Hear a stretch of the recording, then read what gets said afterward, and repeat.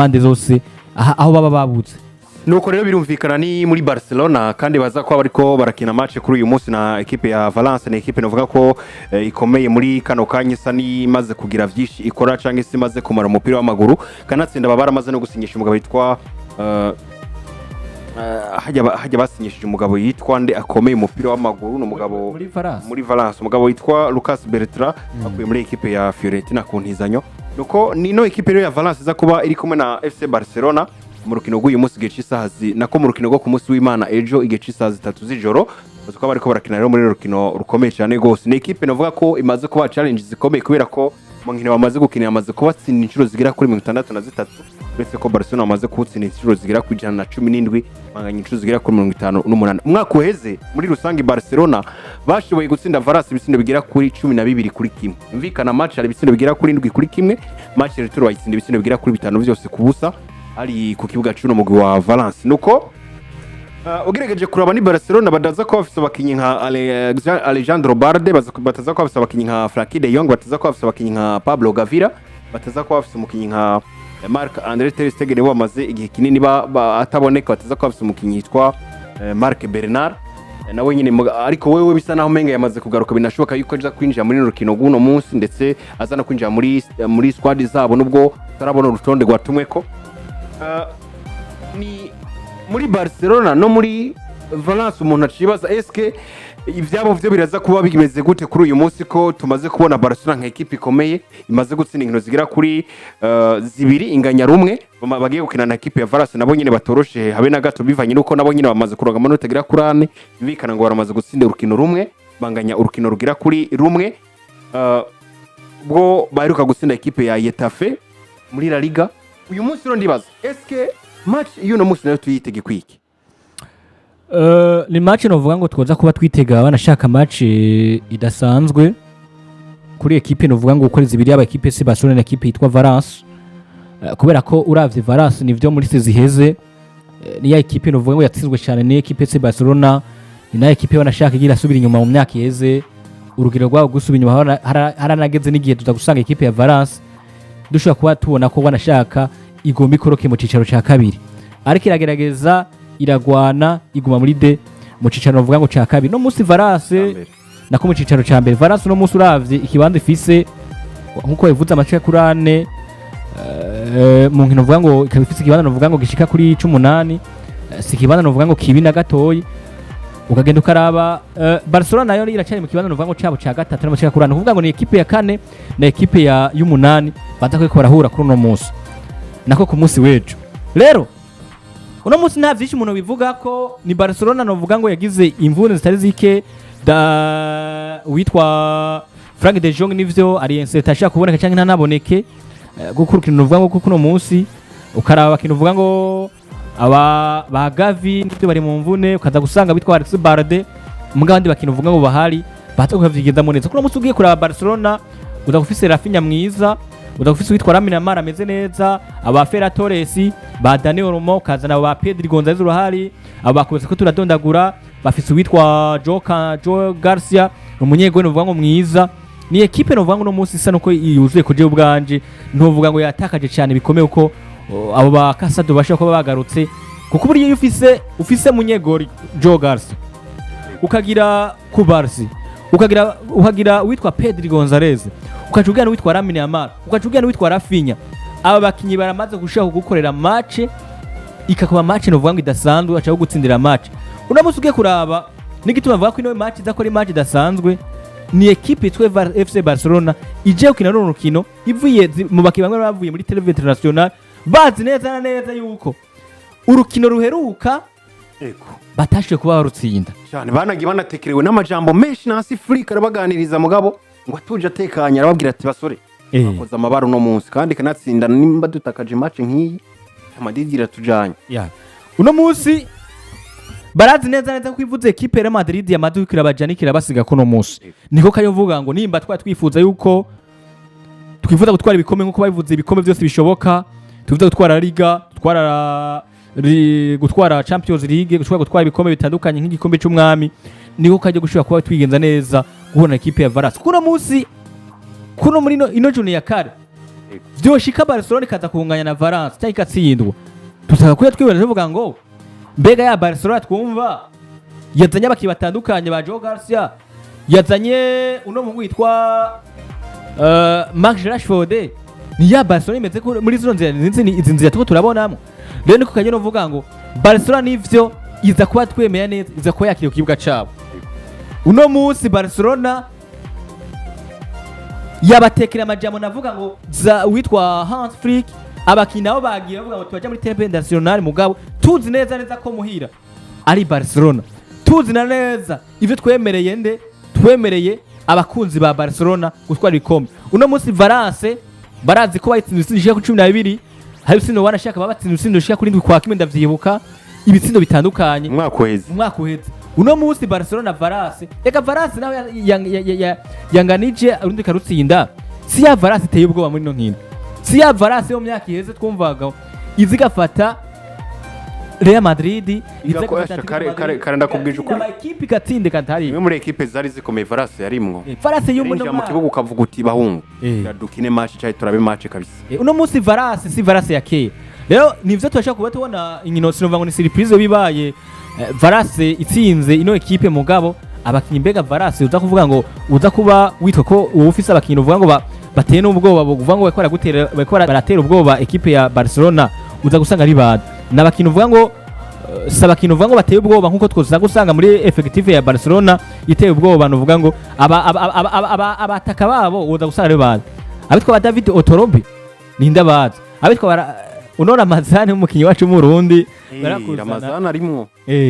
Igoduro nawe yahora atsinda ibitsindo mu isi heze ariko Igoduro no musi nkimubona nkuko yarameze neza abo ba Andre Arome ni babandi babaza abitwa ba Samparia abaki batandukanye uri buka Valance yo mu myaka heze yabise abaki batandukanye no vuga ngo no musi jewe ubwanje match no musi na ku musi wejo mbabona Barcelona ishobora kuzoza iki teka shavuga ngo tsinda kugira ngo dushobore kuba tugira iki tugwana na Real Madrid tugwana n'indi equipe uko turifuza gutwara La Liga nkuko twitwaye mu mwaka uheze Je Valance gutsinda FC Barcelona ndabona nka surprise ko yako ni Valance novuga ku mwaka uheze ashoboye gutsindwa cyane bishoboka vyiza by'abagabo no mu FC Barcelona ndetse hari n'izimwe mu nkino ino FC Barcelona sanga igira atsinda ino Valance bitsindo bigira kuri 7 uriko urumva kandi ugereje kuraba na effective mu FC Barcelona ndavuga ino squad usanga ari squad nziza cyane basi inobo inanonosoye cyane gusumba ku gwego gusumba nk'ibice bibiri byo no mugwa wa Valance kandi mugabo unavuga kuri Barcelona ntanaguciriyemo kugira ngo cunabandaniza ko kugira Lamine Yamal ashobora kuda ntameze neza kugeza kano kanya byamaze kuvugwa yuko Lamine Yamal atari korakora imyimenyerezo muri club ya Barcelona yagumye nako muri hajya ni muri salle de sport muri gym muri niyo yagumye kubera kutiyumva neza ntiyakoze imyimenyerezo ubwo rero turaniteze ko Afrika za guca nabisobanura muri conference de presse avatanga mu kanya gice isaha 8 kugira ngo abivuge ko atubwire uko situation za Lamine Yamal zimeze mugabo kugeza kakanyere insert vuga nta wuzi neza nimba zokina canke atazokina novuga ati Lamine Yamal nivyo ibibazo byo kuba atagiye kugaragara mu myimezo no munsi atagaragaye mu myimezo no munsi novuga ati byatangwa kuva kiri no muri equipe nationale hari urukino bakinye bugese nibuka igihugu bakinanye naco urukino rwagiye guhera twumva ko Lamine Yamal umengo hari ubabarekana kashwe kubagira ku mugongo ariko urumva ariko mu nyuma arazara kino rwa Turkiya ariko kandi Lamine Yamal uno munsi sinovuga ati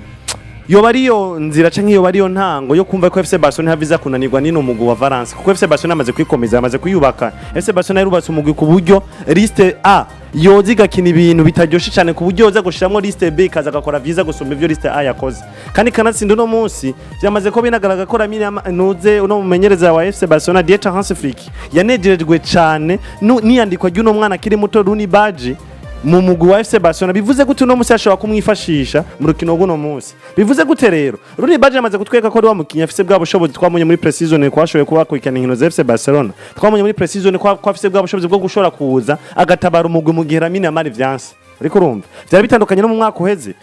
bashobora kumva ko Lamine Yamal atagiye kuboneka mu kibuga ukumva ko ari kibazo kinini cyane kigiye kuba canavuka mu mugwi FC Barcelona ariko no munsi biragoye kumva ko cuba ari kibazo kinini cyane kigiye kuvuka kubera ko afise Runi Baji ashobora kuza kakina canke Runi Baji ukamuhengeka ku ruhande kuri kote ya Rafinha kugira Rafinha umumanure kuri no ruhande kuko Rafinha tumaze kubona kuri wa mukinyi ashaka gukina kuri poste zibitandukanye kandi akazikina neza arakina mu bubamfu akakina mu buryo akakina neza bivuze gute rero uno munsi Lamine Yamal na hatokina ufise uburenganzira bwo gushira Rafinha mu buryo hama Marcus Rashford ukamutanguza mu bubamfu cyangwa ukagumiza Rafinha mu bubamfu hama Rooney Badge ukaza kumukinisha mu buryo kandi ivyo binyizeza neza kandi binyemeza yuko FC Barcelona itegeza kugira urukino rwiza imbere ya Valance kuko Valance so mugwino uvuga ukanganye imbere ya FC Barcelona Lamine Yamal atangura atotangura babona ko ugwembe ni hahandi nyene ugwembe warucurika warucurukura rutegeza kugukeba bose rwagukeba iburyo ni bubamfu rwakuri ariko iyi equipe imaze no kubona tagira kurane ni we ya imaze kuronka amanota agira kuri ane hariya ni y'icenda hariya muri La Liga imaze kuronka amanota agira kuri ane bugirushwa 3 na Barcelona je Valence nubwo yo bari ya mbere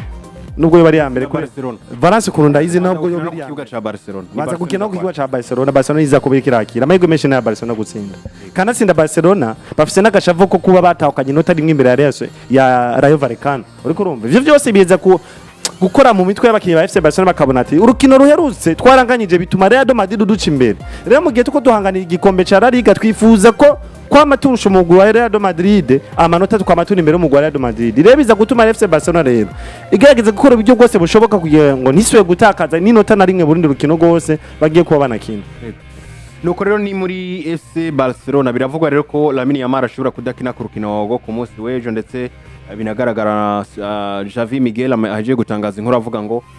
ni ibintu bigoye cyane gose kuza kubona Lamine Yamal mu rukino rwo ku munsi w'ejo nubwo bishoboka Barcelona ashobora no gufata inyuma yo kumuruhurira nubwo yabatameze nubwo yabana ko asa n'umeze neza bukebuke nuko turarindiriye ko Masifrika aza kubitangaza kuri uyu munsi kugira ngo ibintu bize guca bisobanuka ni mugihe kandi rero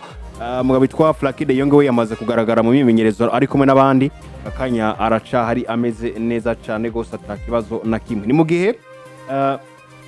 Marc Bernard nawe yamaze kuronka uburenganzira kugira ngo ashobore kwifashishwa na Siflik abaganga bamaze kumurekura baramubwira ngo ushatse uraza gukina ku rukino rwo kuri uyu munsi nta kibazo na kimwe nizi nkino ziba zihari nizi nkino ziba zitegekanijwe ahanini muri weekend ariko mugabo ndashaka ko duca ku rukino rumwe rukomeye cyane gose ruzora kurakinwa muri weekend hagati ya Manchester United ndetse na club ya Manchester City hagati y'umugabo witwa Jose Pep Guardiola asanzwe amenyereza no equipe ya Manchester City agiye guhura n'uno mugabo witwa Ruben Amorim amajambo menshi yagera avugwa ahatandukanye bamwe bavuga bati nako Pep Guardiola arakubitwa na cyane ko abuze n'abakinyi bagiye batandukanye benshi bagera nko 13 abasore nk'aba Phil Foden ntibahari abasore nk'aba Aitinuri ntibahari abasore batandukanye usanga babuze amazina menshi arabuze baho Marmush n'ayandi menshi ubwo rero ndashaka ko tugaruka kuri uru rukino Redi ku bwa mbere na mbere iyi match ya Manchester City na Manchester United ishusho uyibona nk'inyuma ya match uyibona gute bwabo imbere novuga ngo nkuko ivuze icambere na mbere ni match novuga ngo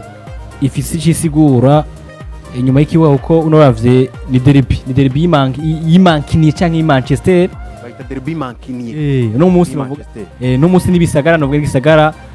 yaba Manchester City n'ino equipe yitwa Manchester United na Manchester natukura n'indimbura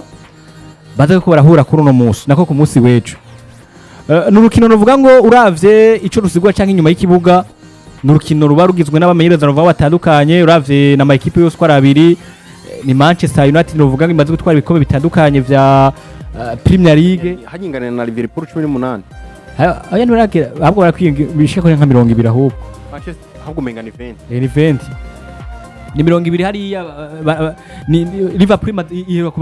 kuba kubanga kunganya uno munsi rero ravye ni equipe novuga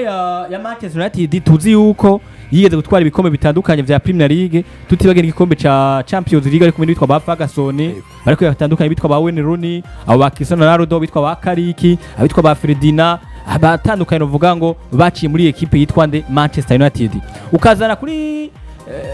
ni ukajuza kuri equipe yitwa nayo Manchester City nayo ni equipe uravye ntuva ngo yavutse vuba cyangwa yavutse kera ariko ni equipe igaragara ko nayo yateye iduga ku mwaka no twateye kubona itwaye ibikombe bitandukanye vya Premier League aramumenyereza ntibuka izina batwaye bari kumwe n'abakinyi kapitene wabo yari uno muhungu uno ari muri kwa Bayern Munich Vesa Company yari kapitene bari kumwe n'abitwa ba Kolarove abitwa ba Silva abatandukanye ba Nasri abakinyi novuga batandukanye muri kiya gihe batwara bino bikombe vya Premier League mugaye iraduga baze mu merda novuga ngo yitwa Pep Guardiola yatwaye ibikombe bitandukanye vya Premier League yikurikiranya haragenda n'igihe twari igikombe ca Champions League azo yakaye batandukanye kuvuga ngo ino match ino munsi ni match iza guhuza ama ekipe abiri, ekipe imwe ifite izina rya kera yatwaye ibikombe bitandukanye iza guhura kandi na ekipe nayo muri no myaka izina rya vuba kandi kirabikora naho Mugabe naho itameze neza muri no mwaka, ariko ntawe utibagiye yuko mu masezi iheze ni ekipe imaze gukora akazi nuvuga gakomeye. Rero mvuga no munsi ni match iza guhuza ama ekipe aza kuba kwizina bavuga ngo Manchester City